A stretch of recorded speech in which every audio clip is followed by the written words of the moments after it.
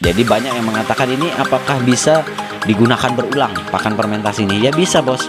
Jadi cukup sampean ambil seperlunya.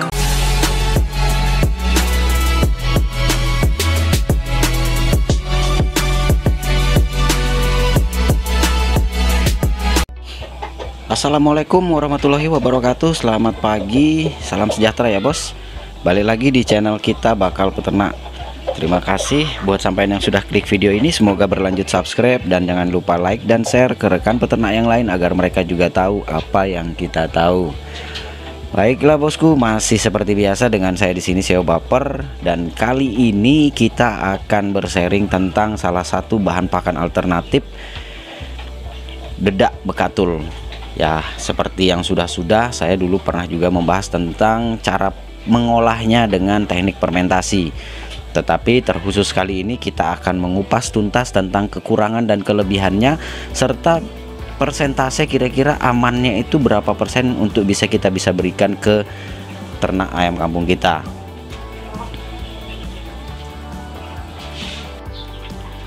Tetapi sebelumnya terima kasih dulu buat sahabat Baper yang sudah komen ya, yang ingin yang menanyakan tentang dedak ini, yaitu Bos Krisdianto dan Bos Yanti Susanti ya. Terima kasih sebelumnya.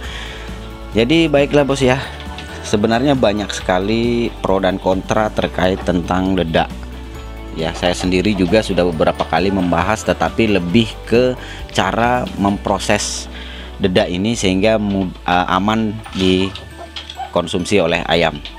Nah, terkhusus kali ini kita akan membahas tentang kelebihan dan kekurangan dari dedak ini tadi, dedak bekatul ya. Karena kemarin juga ada yang bertanya, dedak dengan bekatul sama atau beda ya. Jadi sebenarnya sama aja bos, dedak dengan bekatul. Sebagian di beberapa daerah mengatakannya bekatul, di beberapa daerah yang lain juga mengatakannya dedak. Tetapi terlepas dari pro dan kontra tentang dedak ini, di sini saya ingin mengulas secara lebih detail lagi, agar supaya rekan peternak dan sahabat Baper itu bisa memahami sedikit, sama-sama belajar lah kita di sini ya.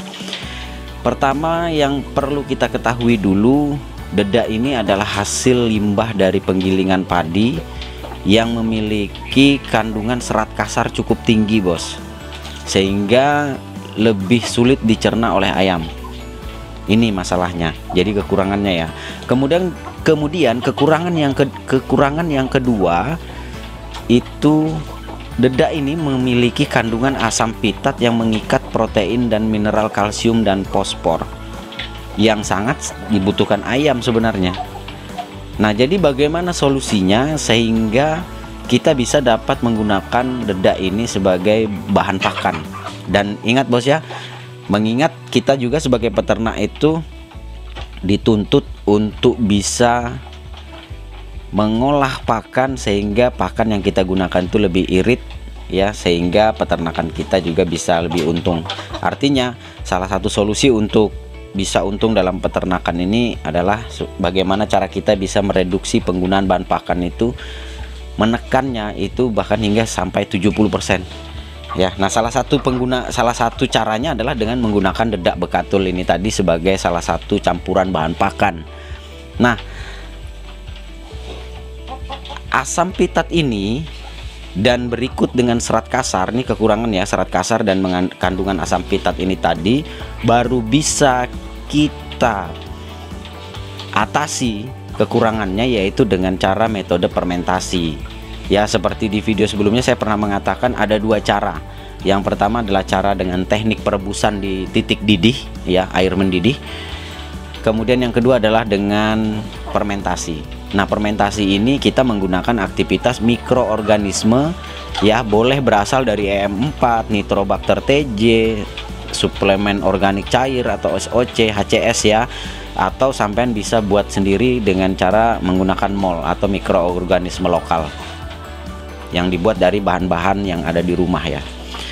Nah, setelah melalui proses fermentasi ini, dedak sendiri yang pertama dia asam pitatnya juga bisa terurai, kemudian yang kedua juga serat kasarnya akan lebih mudah ayam itu untuk mencerna. Serat kasarnya akan turun presentasenya, sehingga ayam lebih mudah mencerna, sehingga ini bisa digunakan untuk sebagai bahan campuran pakan.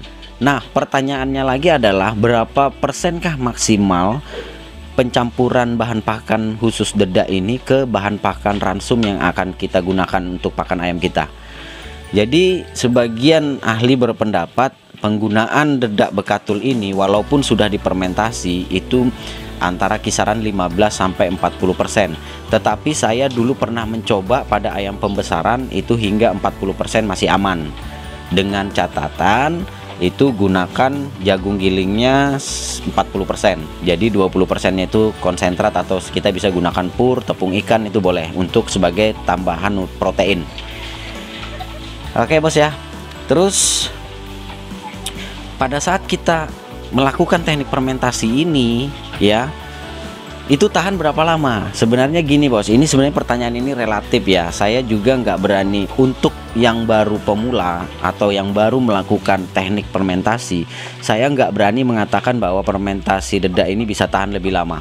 Tetapi bagi yang sudah berpengalaman, itu di beberapa sahabat baper itu sudah membuktikan bahwa bahkan fermentasi dedak ini bisa bertahan hingga 1 bulan bahkan lebih. Nah, tetapi hal ini tidak bisa saya sampaikan ke orang yang baru belajar. Kenapa? Karena terkadang bos ya, teknik fermentasi ini memang butuh latihan terus-menerus, butuh latihan terus-menerus supaya kita benar-benar memahami teknik dan cara dari fermentasi ini. Jadi salah satu contoh ya, penggunaan air berlebihan juga akan memicu pembusukan. Jadi fermentasi kita lebih cepat membusuk. Sementara kalau kita menggunakannya kekurangan air juga teknik fermentasi biasanya akan gagal. Jadi disinilah kita butuh latihan terus-menerus, lakukan terus-menerus sehingga kita nanti akan benar-benar paham dan baru kita akan bisa memaksimalkan daya tahan dari pakan fermentasi ini. Yang penting syarat dari fermentasi itu kita penuhi. Yang pertama adalah cukup air, yang kedua adalah teraduk rata, dan yang ketiga adalah selalu tertutup rapat. Jadi banyak yang mengatakan ini apakah bisa digunakan berulang pakan fermentasi ini? Ya bisa bos. Jadi cukup sampean ambil seperlunya, seumpama nih sampean fermentasi dedak ini hingga untuk 1 minggu penggunaan ke depan ya. Sampean ambil aja seperlunya pagi dan sore hari, kemudian pastikan tertutup rapat kembali, itu bisa tahan sampai 1 minggu ke depan. Jadi ini mohon maaf nih buat yang masih baru belajar tentang fermentasi bahan pakan alternatif, saya tidak bisa mengatakan bahwa pakan fermentasi ini tahan lebih lama. Kenapa? Karena kembali lagi ke jam terbang bos, kembali lagi ke pengalaman masing-masing peternak. Bahkan ada yang peternak yang udah 3 hari aja udah mulai membusuk, ada yang bahkan bisa tahan 1 bulan bahkan lebih. Jadi kembali lagi ke cara kita memperlakukan bahan pakan ini. Tetapi terkhusus mengenai hal ini saya sudah membahas secara tuntas di video ini tentang pengemasan pakan fermentasi, baik itu pakan fermentasi, jamu fermentasi, dan air fermentasi. Itu pengemasannya bagaimana, itu sudah saya ulas tuntas di video yang ini bos ya. Jadi di video 1 tahun yang lalu ya. Nah, jadi sebenarnya penggunaan dedak fermentasi ini juga disesuaikan dengan kebutuhan dari si ayam. Contoh nih, khusus untuk indukan itu sebaiknya kurangi lebih sedikit. Jadi bisa gunakan 15 hingga 20% saja penggunaan. Jadi yang dibanyakin itu adalah jagung giling dan protein. Kemudian bisa ditambahkan dengan mineral ya. Mineral boleh mineral pabrikan, boleh juga mineral alami.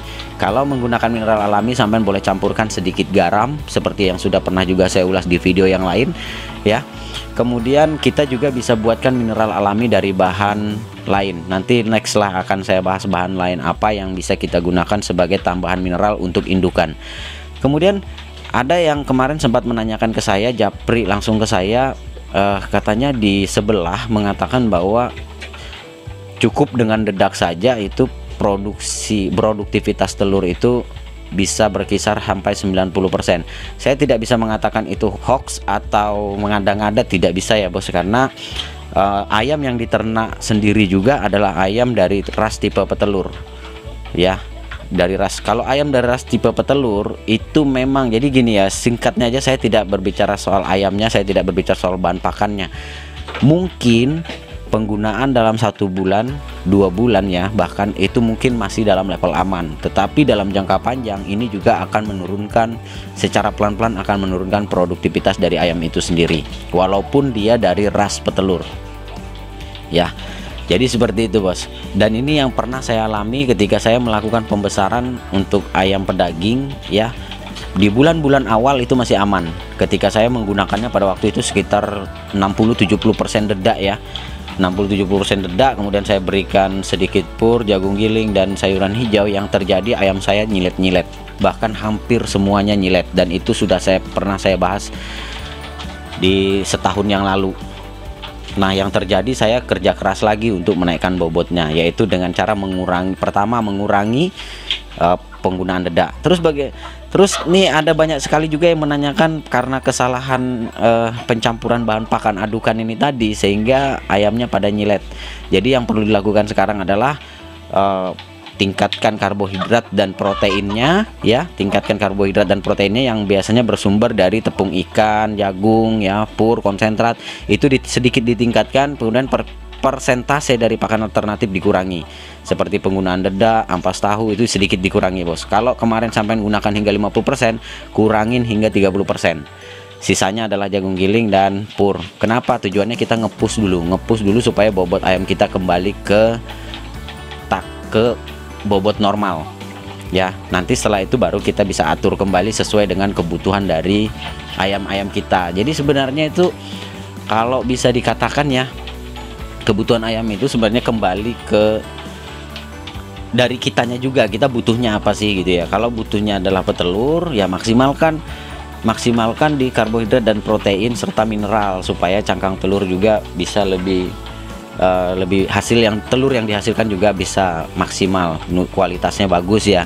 Tetapi kalau sampean juga ngejarnya ke daging, sampean tingkatkan sedikit lebih banyak di karbohidrat. Tetapi kembali lagi, kemarin sempat juga ada yang menganalisa, ini salah satu sahabat baper yang menganalisa bahwa di saat cuaca panas dengan cuaca dingin di iklim daerah tertentu, itu kebutuhan akan karbohidrat itu berbeda, karbohidrat dan protein. Tetapi saya tidak membahas tentang itu lebih detail, khawatirnya ini nanti terjadi kebingungan di antara sahabat baper, terutama yang masih pemula. Jadi kita simpel-simpel aja bos ya, simpel-simpel aja.